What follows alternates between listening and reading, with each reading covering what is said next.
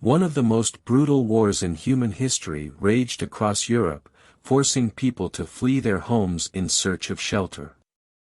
But in the midst of this chaos and disturbance, two hearts found each other and fell madly in love. It was a young American soldier named Jacob, who was sent to the front in Europe. He was courageous and brave, but also very lonely, far from his family and friends.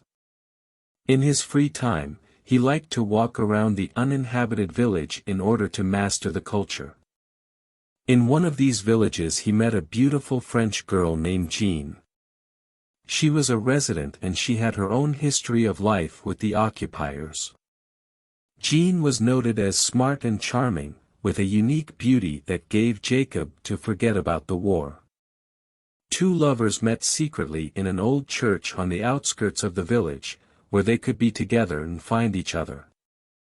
They talked about life, dreams and hopes, and every time they were together, time seemed to stop.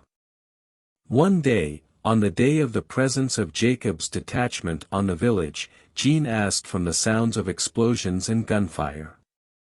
She learned that the Germans had taken over the village and were executing anyone they considered vulnerable. Jean was willing to sacrifice her life to save Jacob. She wrote a letter, which she handed to the parish priest and waited to receive it.